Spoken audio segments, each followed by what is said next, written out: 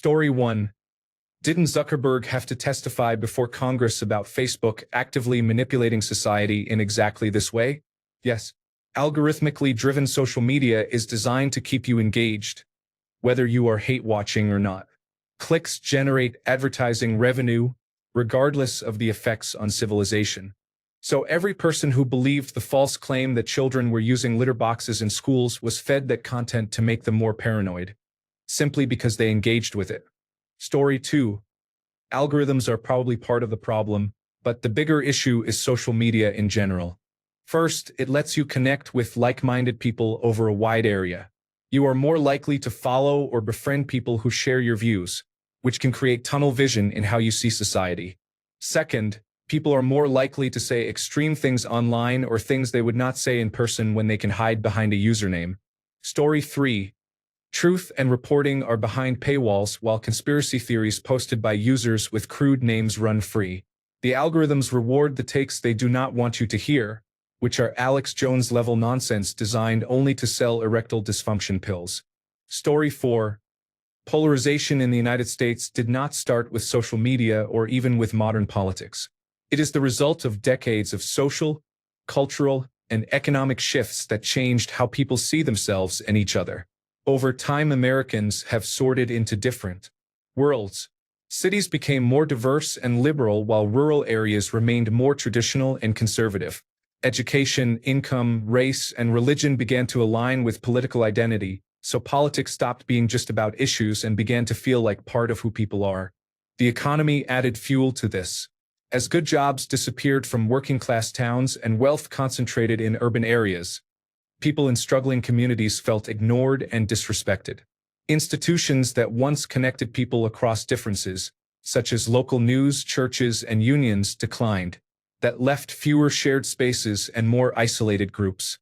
Out of this came the culture war. Rapid changes in gender roles, race, and identity created real social tension, and politicians and media figures learned to turn those anxieties into outrage. Issues like transgender rights and critical race theory became symbols of a larger struggle over what kind of country America should be. These topics dominate attention not because they affect everyone directly, but because they provoke strong emotions that keep people engaged and divided. Corporate and establishment interests benefit from this division. Money and power shape which candidates and messages get amplified, while emotional stories drive clicks, ratings, and votes.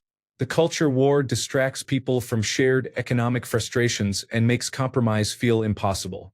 Social media algorithms magnify all of it. They reward outrage and emotional reaction, showing people content that confirms their fears or angers them about the other side. The result is a feedback loop in which identity, inequality, and technology reinforce each other. The divide feels permanent, but it is not. The same systems that polarize us were built by people, which means they can be changed by people too. It starts with realizing we have been played against each other. Story 5. For once, I agree with her. Highly personalized feeds that show you content you already want to see create echo chambers, and there is no built-in incentive to counteract them. Only people who want balance will seek it out. Story 6. She is right. I do not live in America, but in my country it is easy to see how right she is. There is more at play, though. Russia is funding the far right in the United Kingdom. It is incredible what people are falling for. And it is sad. I am not being high and mighty about it. Not everyone has strong media literacy or critical thinking skills. Many poor people with difficult lives are being pulled into this, believing that a handful of desperate refugees are making their lives worse. Story 7. I think we would be in a better place if social media were prohibited. I miss the internet before its widespread use. I am not trying to be authoritarian, but I understand why some countries choose to restrict access to social media. Story 8. This is the third time I have seen this question posted today with the same wording. Interesting. Story 9. Algorithms do not help, but the bizarre American press, especially cable news, and the lack of a meaningful public broadcaster are the real problems. The Murdoch press pushes the echo chamber line about Meta. They are not wrong. They are just hypocrites. Fox News invented polarization at scale. Algorithms are perfecting it. At least algorithms are not doing it with the explicit goal of polarization. It is just a byproduct. That is the explicit goal of Rupert Murdoch and his business before democracy model. Story 10. I think we should acknowledge that Reddit is one such place. Most people set it so that downvoted posts are hidden. This is fine for many things, but sometimes a person raising important concerns is downvoted because people like the person whose idea is being discussed, not the idea itself but the person behind it. Story 11. I agree with the idea, but it is not a catch-all. We all seek echo chambers and prefer being around people who think like us. Now the algorithm does that. My politics are pushed at me, including extreme versions, and I do not see the other side except what my side wants me to see. In any case, this is harmful. Story 12. She is absolutely right, and applications like Reddit are part of the problem. Story 13. Yes, it drove a close friend to Jordan Peterson, where he found a community that told him everything was women's fault and nothing was his own. Now we don't talk anymore, and it's sad what he believes about me. Story 14. 54% of American adults cannot read or comprehend anything above a 6th grade level. Story 15. The problem is that they have the option of leaving their echo chambers, but some people never do. Story 16. Yes, but it's less about overt political rabbit holes and echo chambers, and more about negative bias algorithms designed to spike engagement, leading to accidental classical conditioning. Story 17. Algorithms matter, but a bigger problem is the vast bot farms churning out content by the second for the highest bidder. It does not matter how good or bad an algorithm is if an interest has 20 posts per day while a slogan such as Trump is the best thing to ever happen to the United States generates 20,000 posts per day. Even after resetting Instagram or creating a new account, right-leaning political posts appear within hours, sometimes faster even with the do not recommend politics option enabled. On TikTok it took minutes. A couple of other points. Hiding behind usernames is not the case on Facebook and Instagram, and the content has not slowed down. Many people are so far down the rabbit hole that they openly express their true thoughts even when those views contradict coworkers, family, and friends. They are convinced they are on the right side. Almost every left-leaning article I want to read these days requires a subscription or pay access, even breaking news from the cable news network. I can read hundreds of pro-right-wing and pro-Trump articles without encountering a paywall. The amount of money spent must be immense. Story 18. Non-American here. It's 100% social media, as this is not exclusive to the United States of America. Story 19. It has made it seem more immediate and important. There has always been political polarization. Politics in the United States is two-party.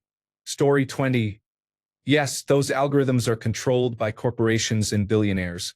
They use them to distract us with a culture war instead of the class war they ultimately fear. We need a Russian revolution or at minimum a French one. Story 21. I think a symptom is that the hardest part of political discourse is that you can spend 2 hours with someone from the other side, I am referring to the political right, and make cogent points and maybe even change their mind.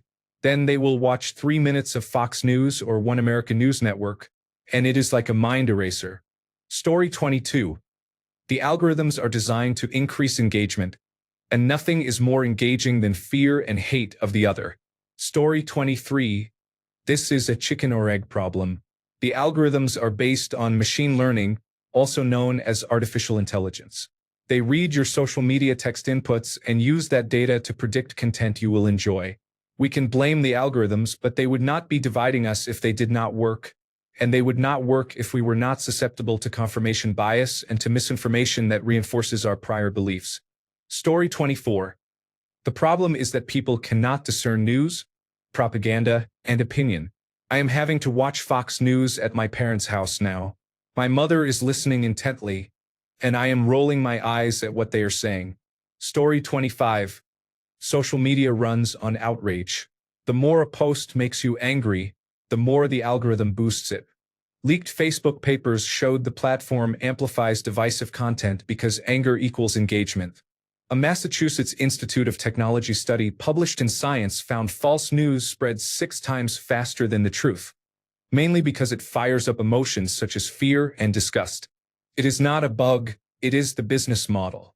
Story 26.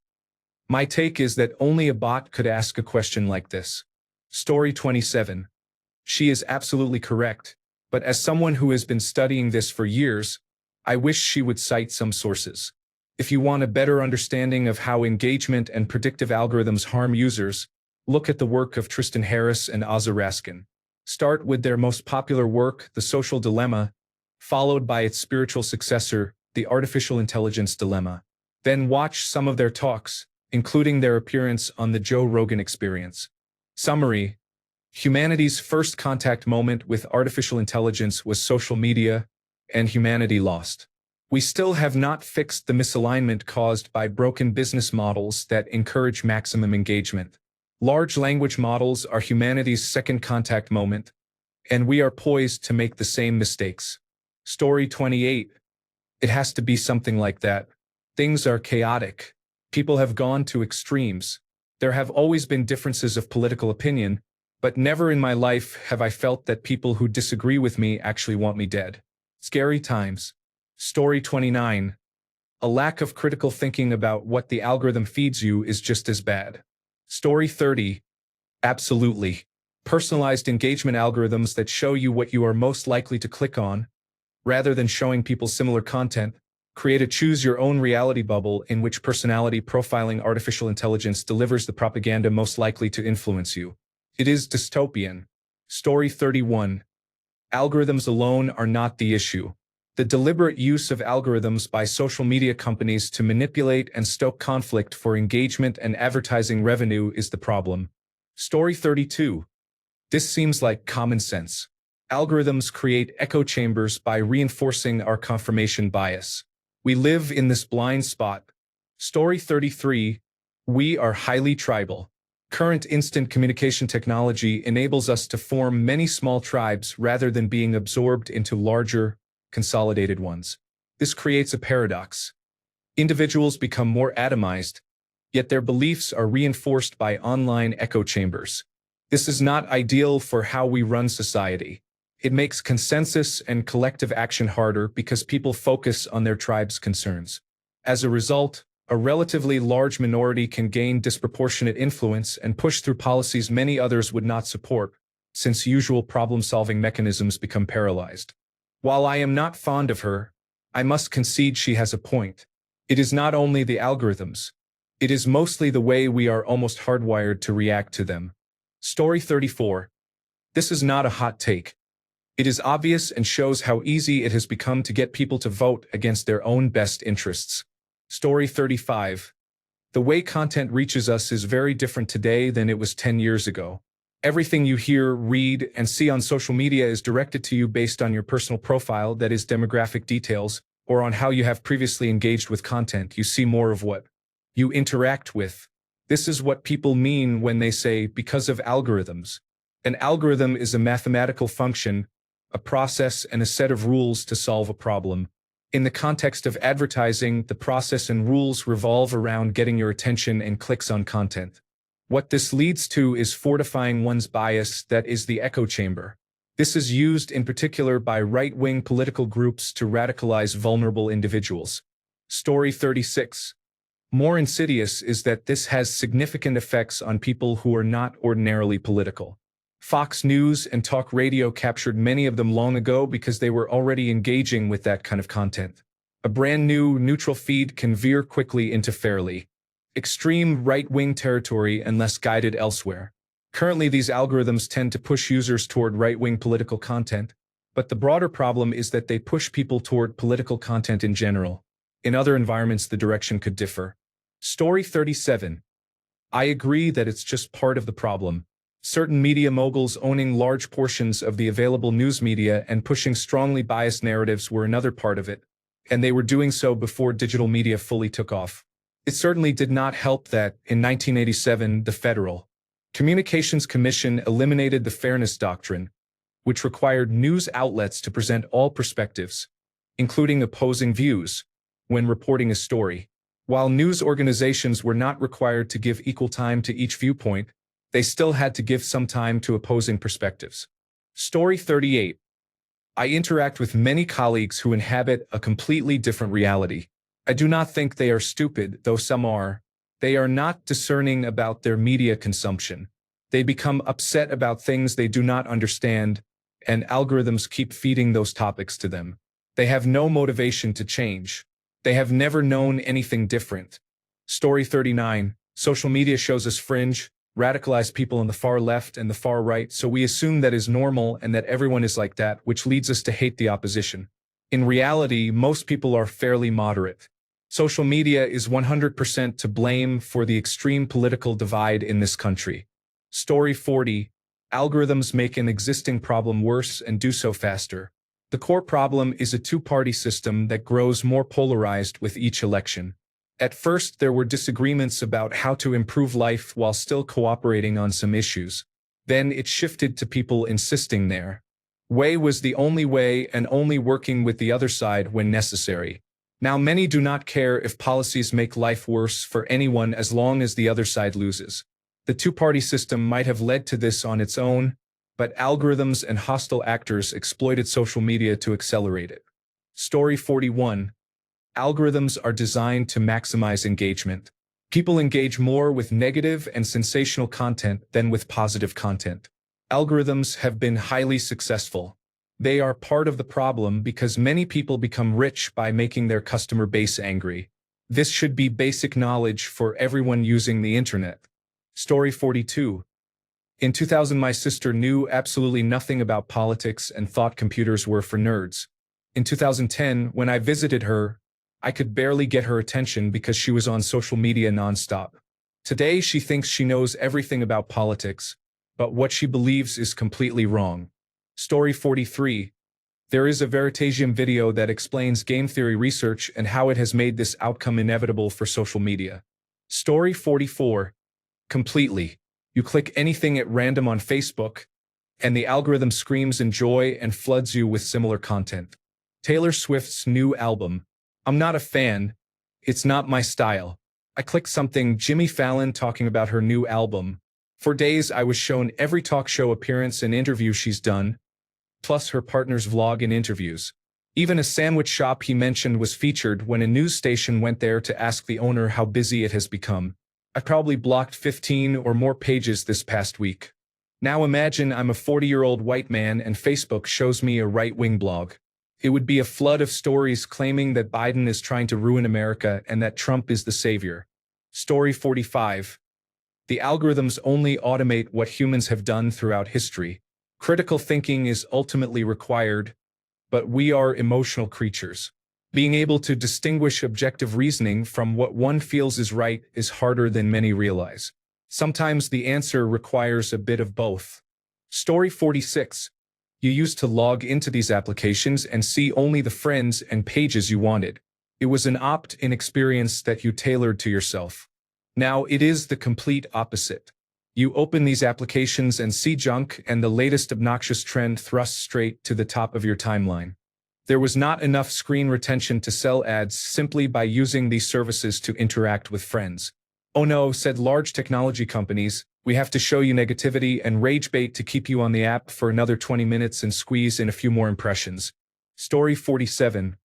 Social media is a cancer on society. That is my view. Alexandria Ocasio-Cortez is right. The platforms earn money from attention. Extreme content receives the most. If you show interest in almost any topic, the algorithm will steer you toward the extreme version. This can only be solved by an ad-free social network paid for by users. Nobody will pay out of their own pocket because most people do not see a problem. There is no other solution and we are doomed. Story 48. Immediacy often takes priority over accuracy in reporting, and it has only gotten worse as the media ecosystem has fragmented and become driven by engagement and algorithms. Influencers who call themselves independent journalists often claim to do their own research, yet they frequently violate nearly every journalistic norm and ethic. They pay to be pushed to the top of feeds and monetize accounts while amassing millions of followers who engage with them not only because they are first to post but because they publish divisive, inflammatory clickbait that many consumers find more engaging. The more engaging the content, the more algorithms promote it, creating a self-reinforcing cycle. Story 49. Some people live in a parallel reality. Those with different political views are exposed to very different information with little overlap. Previously, people disagreed about how to act but drew from the same basic facts. Not anymore. Story 50. I agree completely. Algorithms are making people more radicalized and isolated than ever. This is not good for community health. Politics is just the low-hanging fruit that algorithms use to divide people and keep them constantly engaged. Story 51. Not gonna lie, she is kind of right. These algorithms keep feeding people what they already agree with, so everyone ends up living in their own bubble. It is somewhat scary how quickly it changes the way people think. Story 52. There were no algorithms in Nazi Germany. It turns out that most people are horribly selfish and are adept at finding ways to justify cruelty. Story 53. Why do people keep answering these increasingly common posts that I believe are posted by bots? Story 54. The largest psychological operation ever perpetrated on humanity is being organized and funded by the ultra-wealthy. Story 55. The Biden administration had no problem using the algorithms in their favor. Story 56. Social media billionaires make money from our fears and addiction to anger. Nothing sells like arguments, clapbacks, and doom scrolling. They poured millions into the Trump campaign to avoid regulation of their content. Troll operations are run by powerful artificial intelligence generators, programmed to sow division and create controversy, even on Reddit. Story 57. That's a very interesting point, and one that has a lot of evidence behind it. Story 58. Why was this deleted then reposted by another account? Story 59. I can't believe it. She's actually right about something partially, for once in her life. Story 60. I do not know. Maybe you should post the same thread again. Story 61. Maybe calling everyone you disagree with a fascist is also to blame. Story 62. I don't think she's wrong, but that is not the whole reason. There is algorithmic polarization, but also television news organizations run for entertainment and profit rather than journalistic integrity, and print publications owned by billionaires who push agendas. The public is often uninterested in scientific rigor or truth and more focused on validating feelings. Many people lack critical reading and thinking skills and read at a 4th to 6th grade level. School supports have been eroded, and higher education has been reduced to for-profit degree factories.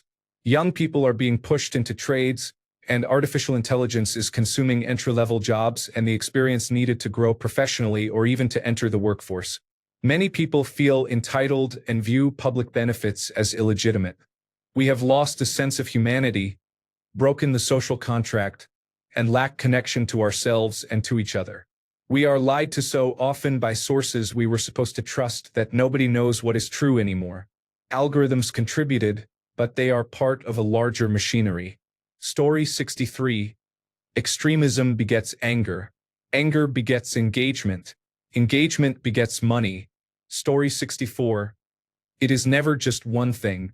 In a system where the majority rules, it is inevitable that you will have two parties. Story 65.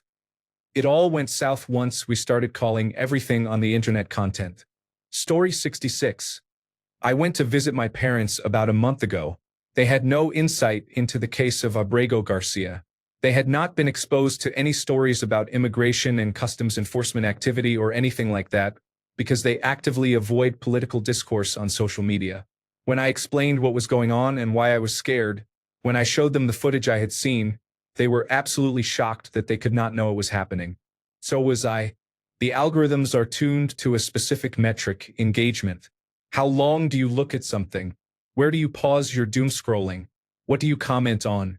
Where do you flick through reels? What sorts of content do you share with your friends? What sorts of content do you share to your timeline? If you interact with something, the system will seek to feed you similar content without any indication as to whether that interaction is positive or negative. It does not care because the goal is to steal your mindshare and sell you things. If advertisers' content is engaged with and they make money, the websites that provided the link get a cut, whether directly or not. This has an unfortunate side effect of tapping rage. Algorithms become outrage machines because there is very little that will drive someone to engage with comments more than outrage. It does not matter if the posts are even true.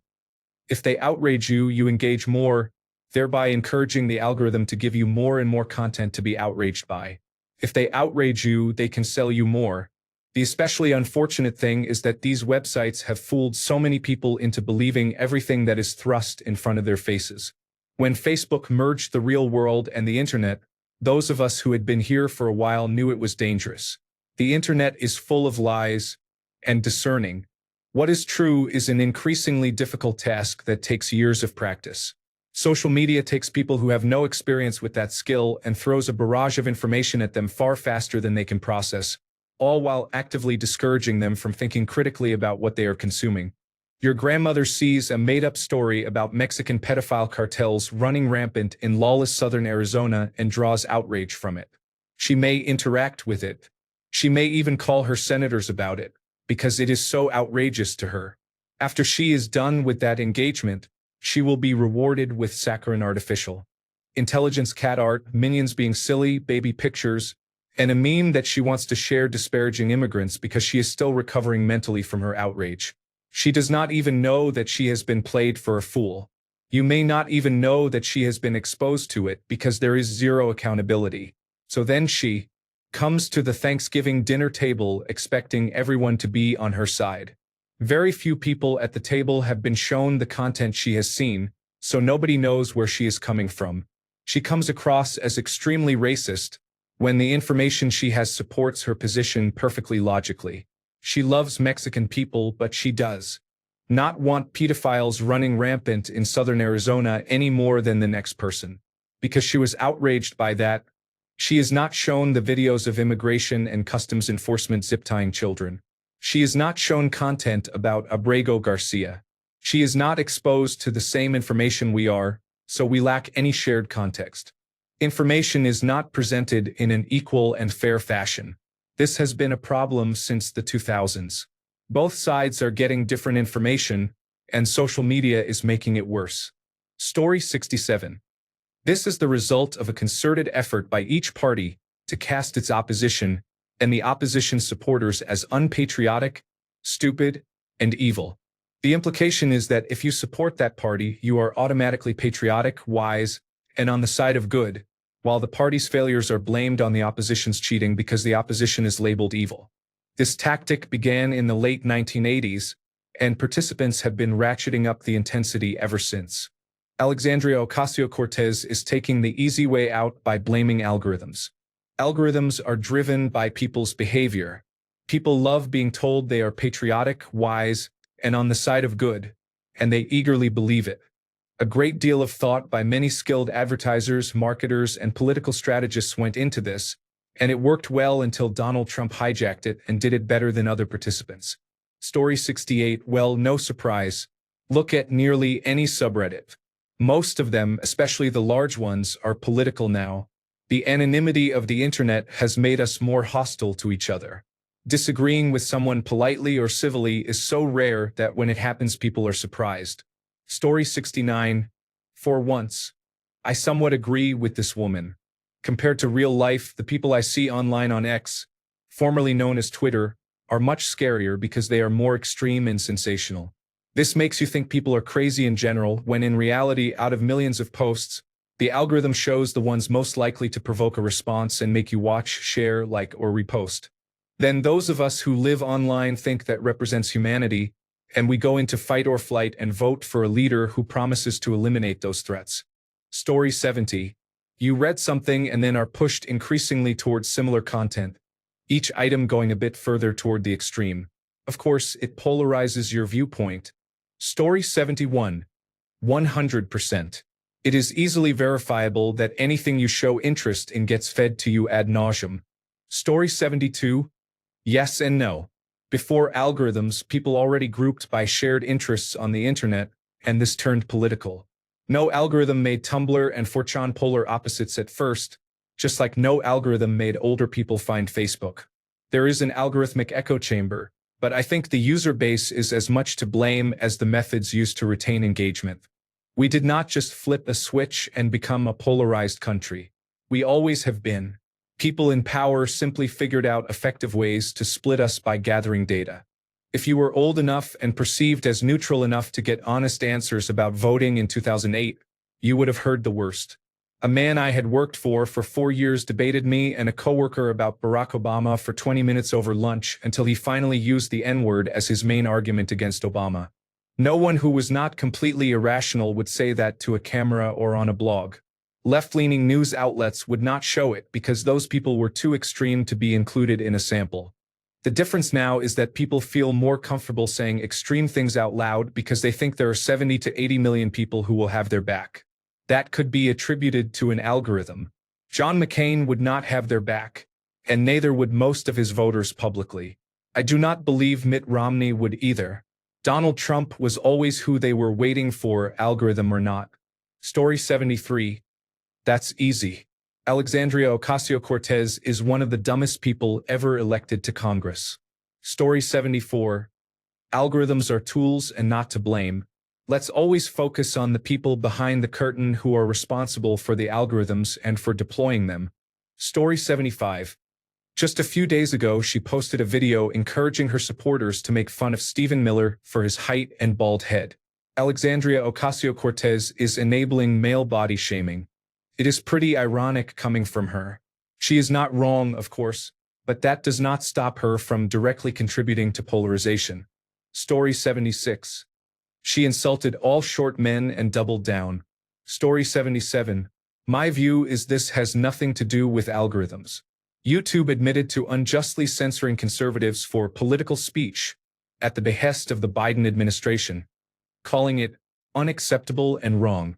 The Twitter files exposed that social media companies worked directly with government agencies to censor those the Biden administration deemed dissidents. Twitter held weekly meetings with the Federal Bureau of Investigation, and all social media sites had login portals for the agency to list posts they wanted censored.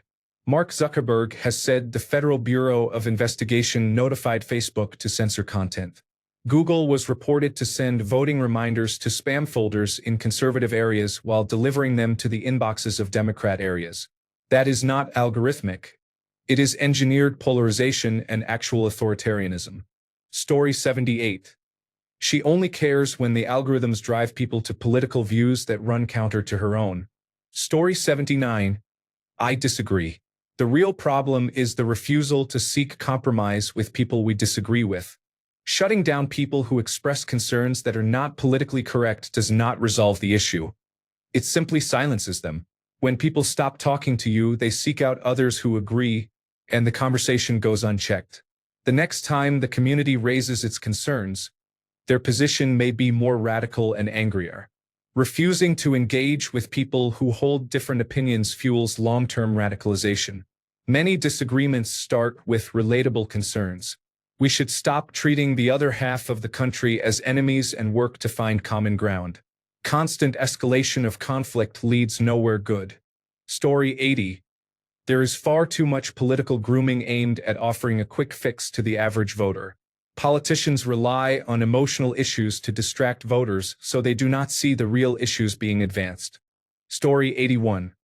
She is correct, but there is also the content served by algorithms which can be misleading, biased, or outright disinformation. America has become very greedy, and those at the top will spend large amounts of money to discredit the truth, suppress truthful voices, and promote an agenda that divides and distracts people, so they can cling to power and increase profit margins. Story 82. I agree 100%. Even the Reddit algorithms do this, though there is not a lot of conservative content here. But when Charlie Kirk died, I was surprised just how differently the algorithms portrayed him to different people. I had only ever seen him portrayed as a total prick, while others only saw him saying relatively common things about following Jesus. I didn't know he was a Christian, and my friends didn't know he was a dickhead. Even now, with United States Immigration and Customs Enforcement in my city, I am seeing all kinds of videos of agents grabbing random people off the street, and I am sure others are seeing very different things. Story 83. We are much less polarized than we think.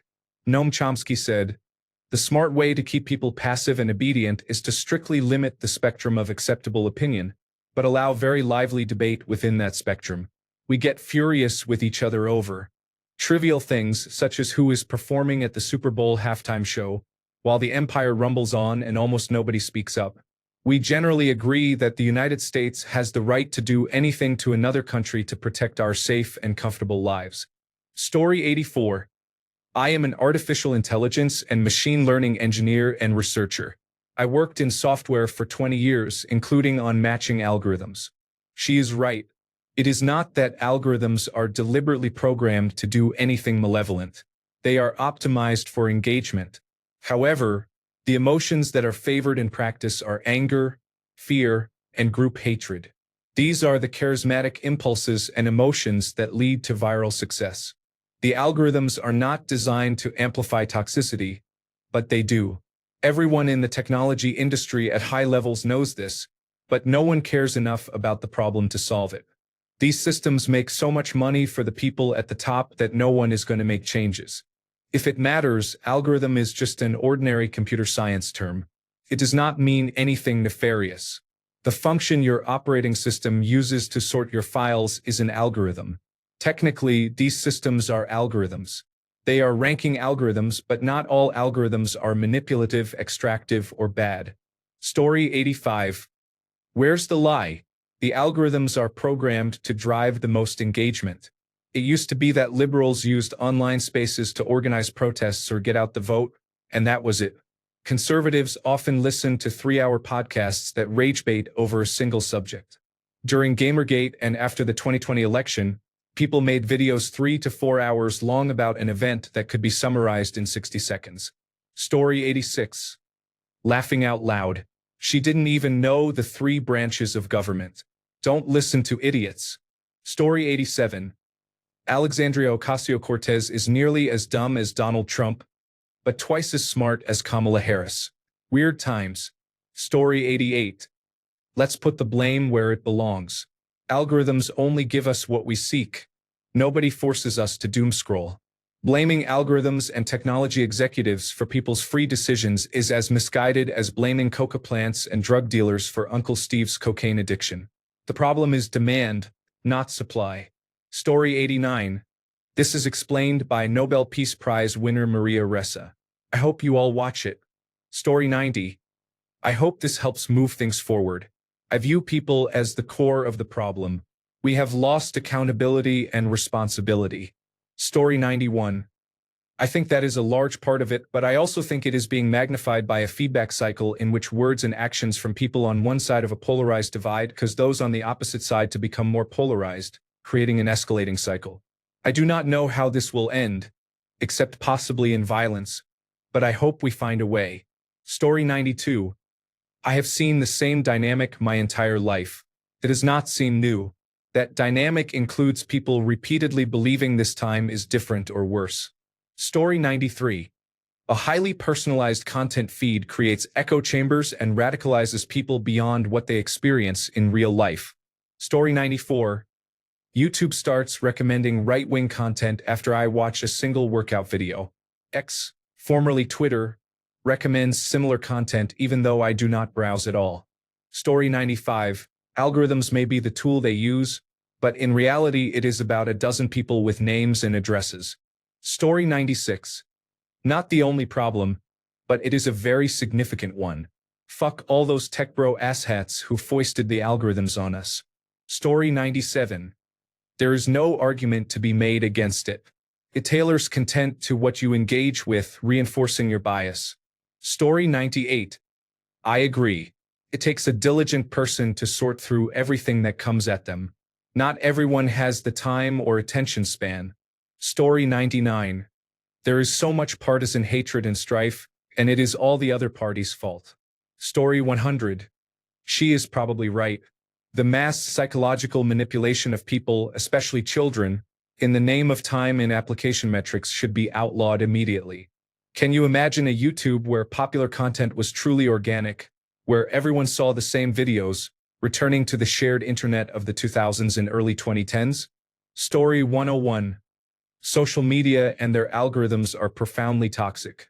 I understand the irony of posting this here, but algorithms have radicalized many people. Story 102. Algorithms are also keeping people isolated and preventing social skills from developing. I work in bars, so I become friends with many young coworkers, and they cannot stay off their phones whenever they feel anything. Keeps them numb.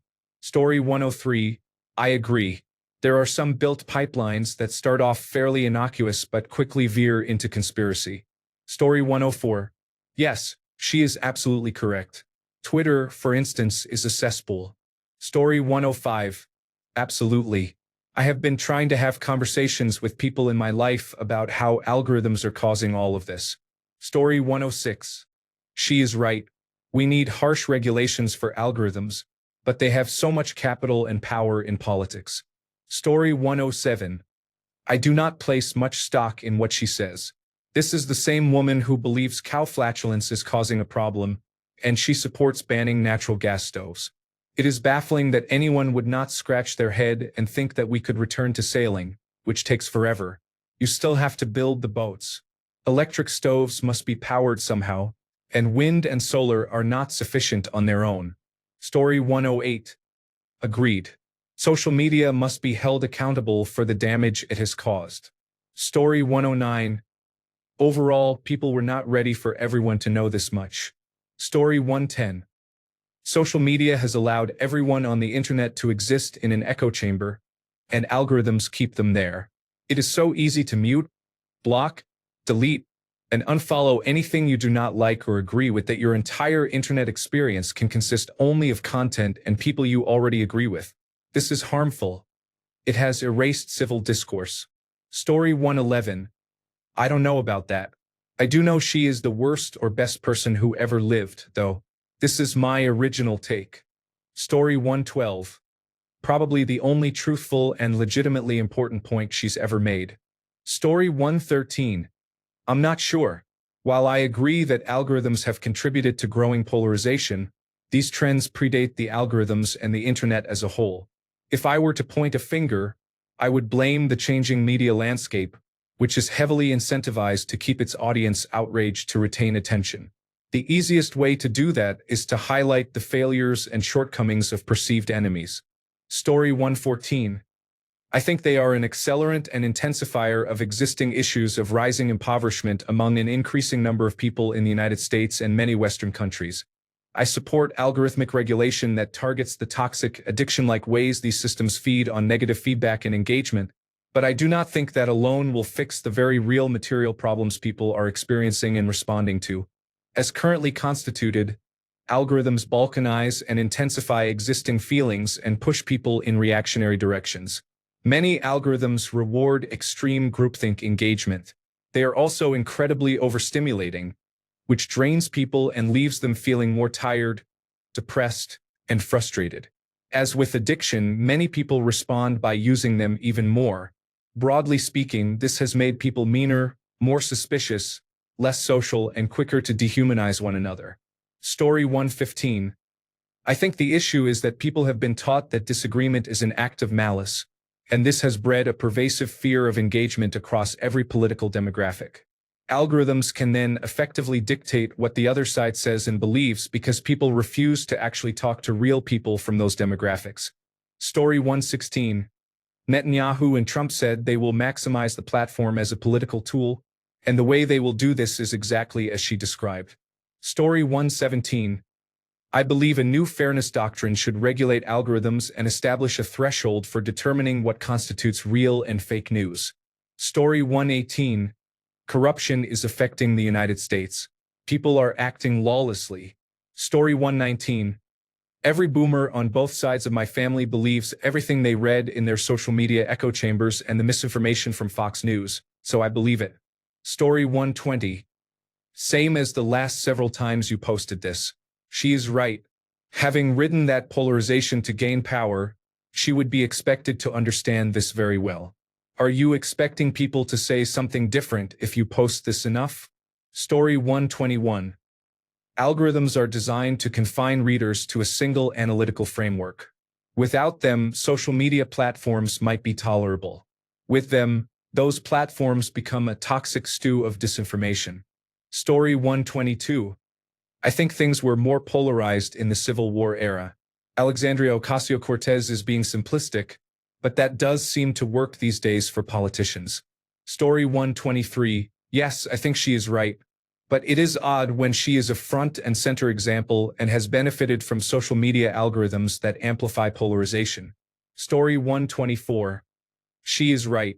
There is a reason Turning Point and Newsmax and so on started.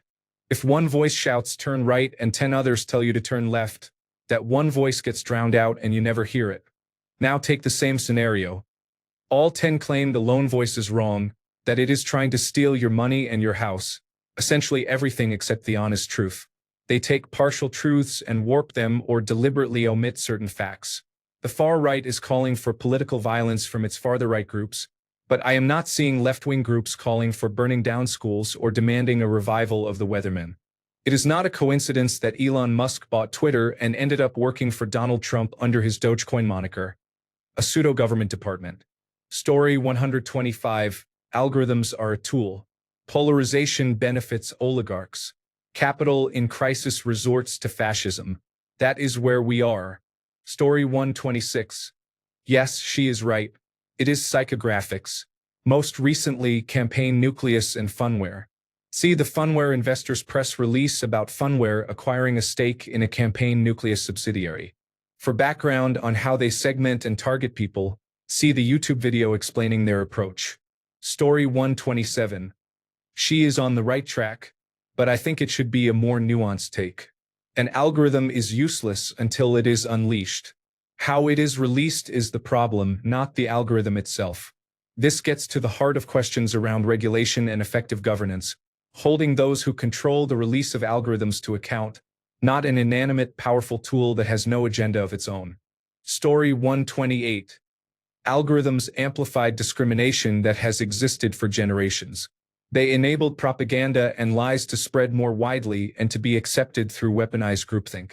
Story 129. Absolutely correct. It's just hilarious when Reddit users don't realize it includes us too.